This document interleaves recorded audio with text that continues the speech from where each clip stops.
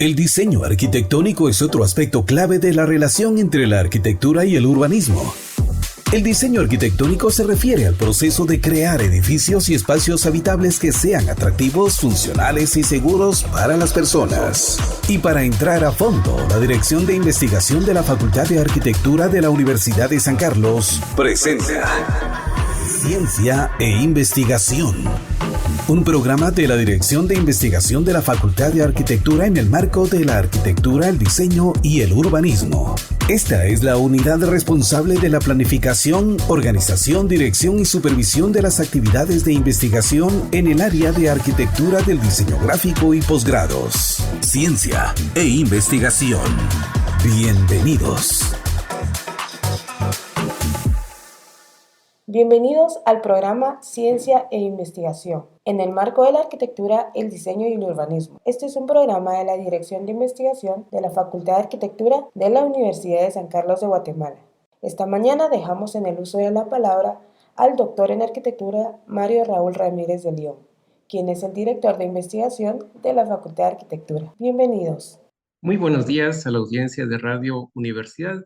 Les saluda nuevamente Mario Ramírez, director de investigación de la Facultad de Arquitectura DIFA, en el programa Ciencia e Investigación. Y en esta ocasión tenemos como invitado especial al doctor Jorge Mario López Pérez, quien es arquitecto egresado de la Facultad de Arquitectura de la Universidad de San Carlos de Guatemala. También es maestro en diseño arquitectónico y doctor en arquitectura egresado de la Escuela de Estudios de Posgrado de la Facultad de Arquitectura en la misma universidad. El doctor López Pérez es catedrático de diseño arquitectónico en la Facultad de Arquitectura. Ha trabajado también en proyectos de formulación, diseño y supervisión de proyectos de vivienda, comercio y también proyectos institucionales. Además es consultor y auditor ambiental registrado en el Ministerio de Ambiente y Recursos Naturales. Ha escrito artículos para la revista indexada Avance de la Facultad de Arquitectura de la Universidad de San Carlos de Guatemala y para la revista Academia 22 en la Universidad Nacional Autónoma de México. El doctor López Pérez ha desarrollado investigaciones en el campo del patrimonio, especialmente en el tema de la arquitectura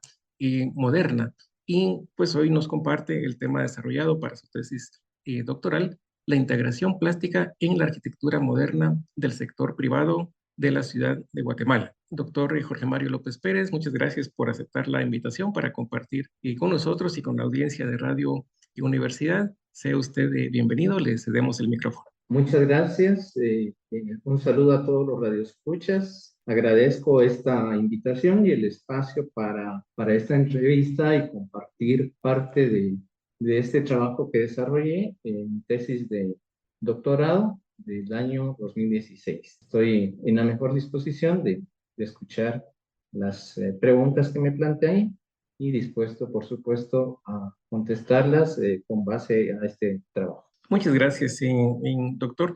¿Qué le motivó a estudiar la integración plástica en la arquitectura moderna en Guatemala? Bien, considero oportuno mencionar algunos antecedentes que causaron esta motivación como tal. En primer lugar, existe un convenio entre la Facultad de Arquitectura de la Universidad de San Carlos de Guatemala y la Facultad de Arquitectura de la Universidad Autónoma de México, UNAM. Esto ha sido de gran beneficio para la Escuela de Posgrados de la FARUSAC porque se ha tenido oportunidad de tener profesores de México de alto nivel en diferentes cursos para los programas de maestrías y el programa de doctorado como tal. Es así que en 2004, como estudiantes de la maestría en diseño arquitectónico y por invitación del doctor Iván San Martín Córdoba, fuimos a un coloquio de teoría de la arquitectura en la UNAM y tuvimos en ese entonces la oportunidad de hacer un pequeño recorrido por ese campus. Observamos algunos de los edificios principales como lo son el de rectoría de los arquitectos Mario Pani, Enrique de Morán y Salvador Ortega,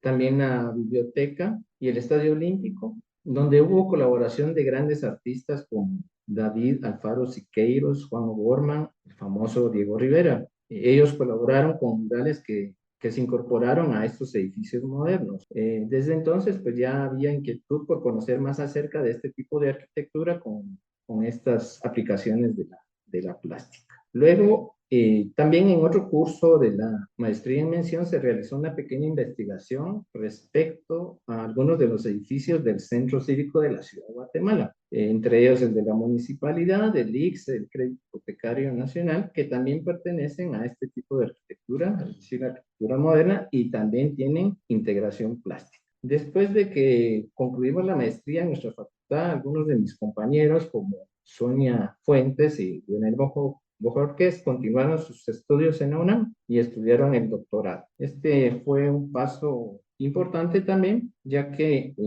esto daba la pauta también a que, como uno de los requisitos para abrir un programa de doctorado en arquitectura, se necesitaban 10 doctores y pues ellos completaron esta lista de los 10 doctores. Es así como, mediante la gestión del doctor Mario Ceballos como director de la Escuela de Estudios de Posgrado y el arquitecto Carlos Valladares como decano, lograron este paso importante para nuestra facultad y se aprobó este programa de doctorado. Se hizo entonces la convocatoria para participar en este programa y decidí inscribirme. Obviamente uno de los primeros pasos era la selección del tema y luego pues delimitar el título de la investigación, ¿verdad? Es uno de los primeros pasos que corresponde para el doctorado. En tal sentido, fue de mucha ayuda conversar con la doctora Sonia Fuentes y conocer su valiosa experiencia en el desarrollo de su investigación de doctorado. Ella abordó la modernización de la ciudad de Guatemala y realizó un estudio de la arquitectura y la plástica de los edificios básicos del centro cívico, es decir,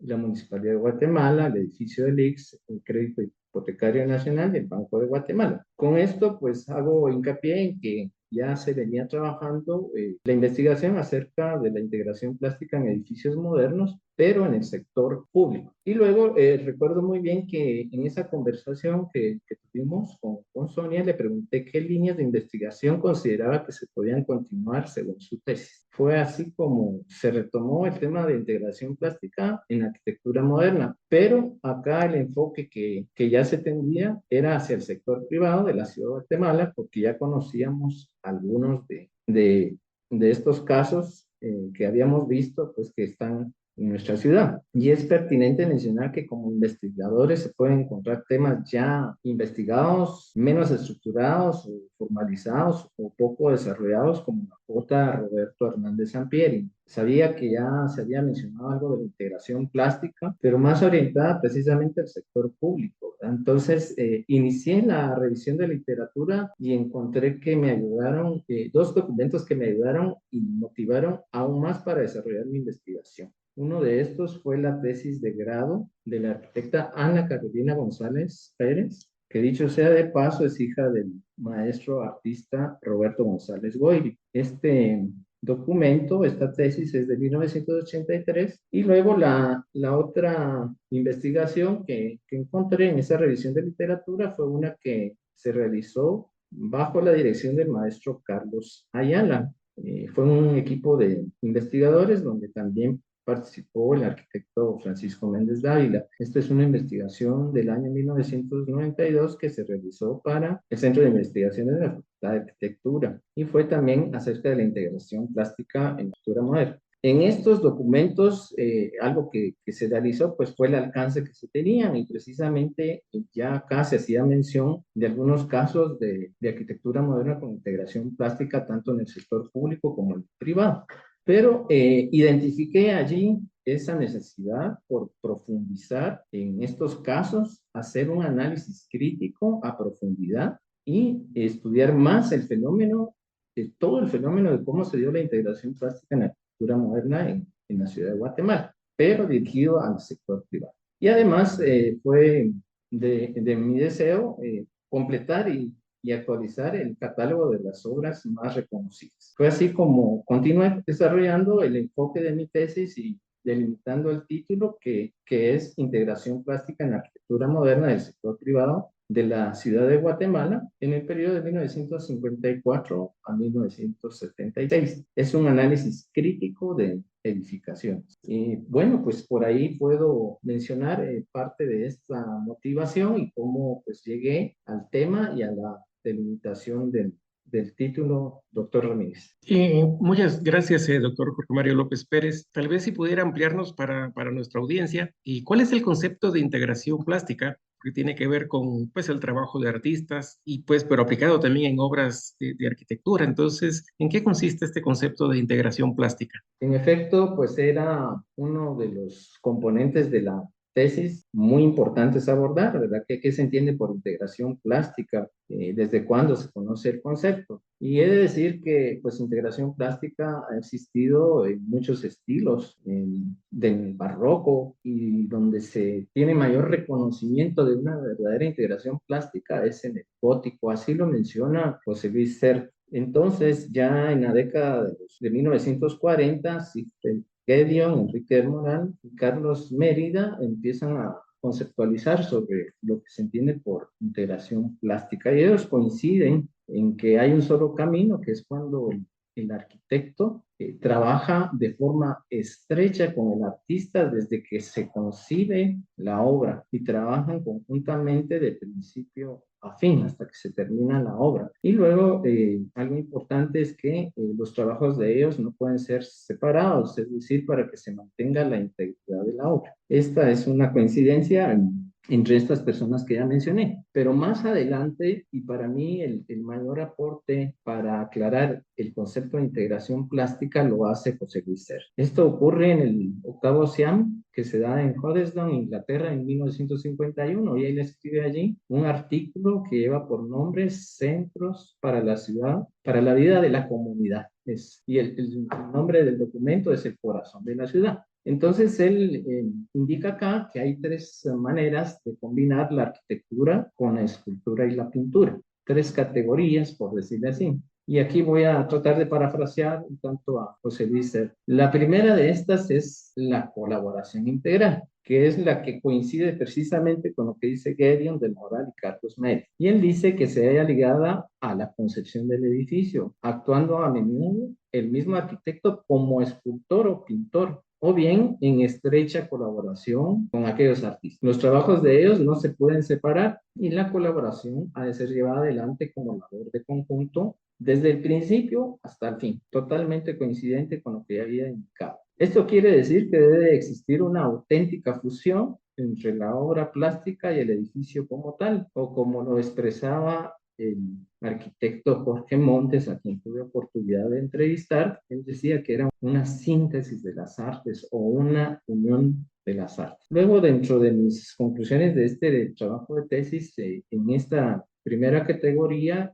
y llevándolo a términos también actuales, se considera como un trabajo transdisciplinar. Obviamente esto es algo difícil de lograr, sobre todo por esto que ya se mencionaba en el enunciado de que el arquitecto sea a la vez el artista, el escultor, ¿verdad? Que trabaje en estrecha colaboración de principio a fin. Y bueno, y el caso más frecuente, como decía José Luis Sert, este artículo, es la colaboración aplicada, donde en primer lugar se concibe el edificio y su expresión será intensificada por la colaboración de un pintor o un escultor, pero el carácter de la obra de estos y el espacio que les sea destinado son generalmente determinados por el arquitecto. El escultor o pintor solo participan del trabajo de una parte del edificio y el éxito ha sido debido a una íntima comprensión o la amistad que existe entre arquitecto, pintor y escultor. Esto es lo que les decía hacer y es un trabajo interdisciplinar. Es evidente, pues, que aparte de lo que se mencionaba aquí por Sert, el éxito también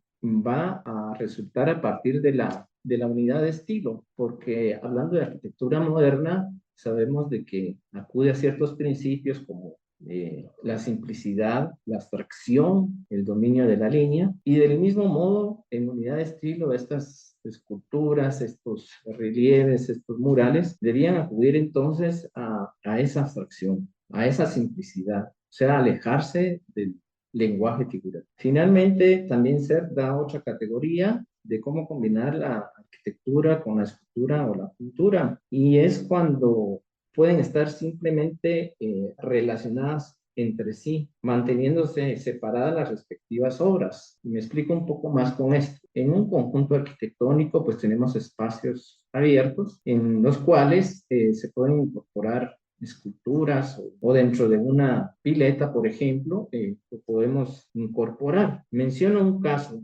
y es el pabellón que realizó Mies van der Rohe en Barcelona con una escultura de Georg Wolf. Ahí hay una escultura que está relacionada con el edificio, ¿verdad? Entonces, esto se da a partir también de los espacios abiertos y siempre buscando la unidad de estilo. Es un trabajo también interdisciplinar. Siempre debe existir esa estrecha relación entre arquitecto y escultor. Entonces, esto es algo importante de abordar y que se aclaró ahí en el trabajo de la tesis. Y por supuesto, se entrevistó a varios arquitectos e historiadores de aquí de Guatemala de cómo lo consideraban y fue muy coincidente con esto de las categorías que expresaba CERT. Hasta ahí esta parte del concepto de integración plástica, doctor Ramírez. Y muchas gracias, doctor Jorge Mario López Pérez. Es muy interesante para nuestra audiencia este concepto de integración plástica con estos distintos niveles propuestos por CERT y sobre todo este momento en el cual puede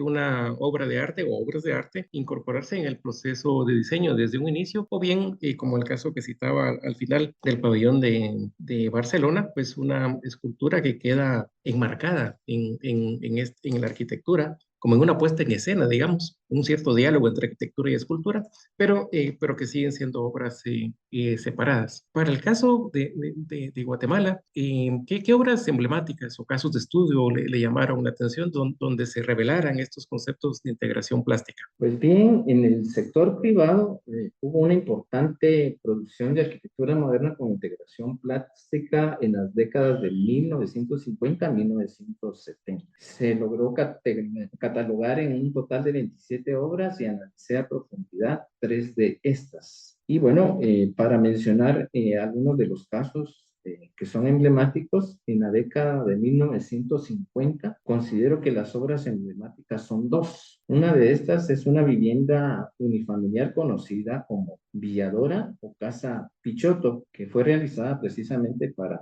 la familia Pichotto de inmigrantes italianos. Esta está en la 13 calle de la zona 9 y es una obra de 1958 del arquitecto Carlos Feusler Uribe. Y en esta hay unos bellísimos murales de nada menos que Carlos Mérida con técnica de mosaico veneciano. También él hizo una intervención ahí en una pileta que está en el acceso principal, en el vestíbulo, con mosaico veneciano. Otro punto importante es que en el ingreso se hace una estructura escultórica de paraguas por Cubiertas Ala de Guatemala, que era la representante de Cubiertas Ala S.A. de Félix Candela, pero que aquí en Guatemala dirigió el ingeniero Mauricio Castillo Contux. He de mencionar que este diseño tiene claros principios de movimiento moderno, como por ejemplo algo que se mencionaba como una de las invariantes del lenguaje moderno, la descomposición de la caja. Es decir, cuando se separan los planos horizontal y vertical de una edificación, y esto permitió la incorporación de ventanas horizontales que aportan al dinamismo de esta obra. Además, los elementos planos y lineales se observan con una armoniosa combinación de los volúmenes puros en esta composición asimétrica que realizó Heusler. La característica que estoy indicando también indica Bruno Sevi en uno de sus libros. Además, la obra está en pie y es algo que es digno de reconocer y de cuidar esta obra. Lamentablemente hace poco me enteré y que tuvo cambio de uso, ahora es un restaurante. Lamento que se estén incorporando ya hay unos rótulos en su fachada principal y sobre esta obra escultórica, podemos decir, de Cubierta Sala, que demeritan la belleza de esta obra. Pero bueno, esto también es un llamado a la conciencia de nuestra sociedad, de los propietarios y de quienes están haciendo uso de esta obra. El otro caso emblemático de esta década de 1950 es precisamente el despacho del reconocido arquitecto Jorge Montes Córdoba. Esta está ubicada en la Avenida de las Américas, en la zona 13. Y en esta obra colaboró el artista Roberto González Goiri con un mural en la fachada principal y una escultura en esta fachada. El mural es una metáfora del chirmol, es decir, es un tema local, elaborado con azulejos brillantes que se elaboraron aquí en Guatemala, con ese acabado brillante que, según me explicó el arquitecto Jorge Montes, buscaba ese acabado de las tinajas de esa época. Y el mural tiene una diversidad de matices cálidos y fríos, en alusión al chirmol, esa diversidad de colores. Mientras que la escultura es en metal y estaba colocada sobre el mural, haciendo un contraste de lenguaje y de color, porque esta todavía es más abstracta. Esta escultura ya se movió de la fachada, está en el interior del edificio, según lo último que pude enterarme cuando entrevisté al arquitecto Jorge Montes precisamente en este sitio. Y el edificio también guarda aplicación de los principios de la arquitectura moderna con ventanas horizontales, la simplicidad de las formas y de acuerdo a los principios también de Le Corbusier, de esos 5 puntos, ¿verdad? De la fachada libre, de ventanas alargadas. Esta obra sí fue analizada a profundidad en la tesis y algo que es importante mencionar es que tiene alto valor histórico porque a este despacho convergieron los arquitectos y artistas que desarrollaron los edificios principales del centro cívico. O sea, fue un lugar donde hicieron acuerdos en torno al diseño de esta importante obra. Y por supuesto que Jorge Montes ahí desarrolló una serie de obras que son parte del legado de la arquitectura moderna. Ahí las concibió. Como indicaba, estas obras sí permanecen en pie, aunque se sabe que en ocasiones se han visto amenazadas por la presión inmobiliaria, con la intención de incluso de demolerlas y construir otro tipo de edificaciones ahí. Y esto es algo que debe de cuidarse, protegerse, conservarse. Muchas gracias, doctor Jorge Mario López Pérez, por esta acuciosa labor de investigación, de recopilación de entrevistas con los actores que vieron en nacer estas obras y, como usted menciona, la importancia que tiene el patrimonio. Indudablemente, esto es de gran importancia para los cursos de diseño, para los cursos de historia o para los cursos que tienen que ver con la conservación del patrimonio en la Facultad de Arquitectura, y pues nos ha brindado una panorámica y a nivel conceptual también con respecto a las categorías planteadas por CERT, de dónde ver esta integración plástica. Indudablemente también habrá preguntas que surgen en la audiencia, pero el tiempo en radio siempre es breve y estamos llegando al final. Entonces, de mi parte, pues agradecerla que haya aceptado usted la invitación a participar, y pues le cedemos el micrófono si quiere cerrar con un mensaje para la audiencia. Muy amable, doctor Ramírez. Brevemente, quisiera indicar qué diferencias o similitudes hay con la integración plástica que se dio en México. Pienso que hay más similitudes que diferencias. El movimiento de integración plástica en la arquitectura moderna en México se presentó antes, en la década de 1940, y fue un claro referente para Guatemala. Diría yo que el común denominador fue precisamente la figura de Carlos Mérida, con el uso de su lenguaje abstracto geométrico, fruto pues de la influencia que tuvo él de las vanguardias artísticas, en especial el cubismo. Y este lenguaje contribuyó a la unidad de estilo con la arquitectura moderna, con la simplicidad y la armoniosa combinación de líneas, y pues también por el uso de las técnicas como el mosaico veneciano que Mérida ya había utilizado en México. Sin embargo, en Guatemala, una técnica que fue muy utilizada fue la del concreto expuesto, y no solo en las obras murales, sino también para los edificios, y este es un distintivo importante. En el sector privado, por ejemplo, en las farmacéuticas Abbott y Option, y también en el Instituto Guatemalteco Americano Liga, donde parte del edificio tiene concreto expuesto, y los murales de González Boyle, que están a los lados del escenario del teatro, son de concreto expuesto, en este mural que lleva por nombre el Quetzaltenango. Entonces, puede verse también como diferencia en relación a México, que los temas inspiradores para los artistas en las obras plásticas son ya cuestiones muy particulares de nuestro país, pero siempre haciendo referencia a lo local, eso sí, con México, pero en nuestro caso al Chimol, al Huipil, la Acrópolis, que es un lugar que está en la farmacéutica Option, está, y el Bucumatz. Quería hacer referencia a esto y agradezco nuevamente la entrevista y poder haber comentado algo del trabajo que realicé en mi tesis de doctorado, que está a disposición y en línea en el repositorio de la Biblioteca de la Universidad de San Carlos de Guatemala. Muchas gracias. Y muchas gracias, doctor Jorge Mario López Pérez. Reiteramos el agradecimiento por aceptar compartir con nosotros y con la audiencia de Radio Universidad este aspecto muy importante y hasta cierto punto poco conocido afuera de los pasillos de la Facultad de Arquitectura, de este tipo de arquitectura que indudablemente ha formado parte de nuestra historia y también de la sociedad. Entonces reiteramos este agradecimiento. Un saludo para nuestra audiencia. Hasta la próxima. Este ha sido el programa Ciencia e Investigación de la Dirección de Investigación de la Facultad de Arquitectura de la Universidad de San Carlos de Guatemala. Los esperamos el próximo jueves a las 7:30 horas por el 92.1 Radio Universidad. Hoy, en Ciencia e Investigación, entramos a fondo y dimos a conocer los principales eventos de la Dirección de Investigación de la Facultad de Arquitectura que realiza en colaboración con universidades extranjeras y departamentos de la Universidad de San Carlos que son de interés general para distintas disciplinas de profesionales. Vuelva a escucharnos el próximo jueves a las 7:30 horas por Universidad 92.1 FM, conectados con la realidad.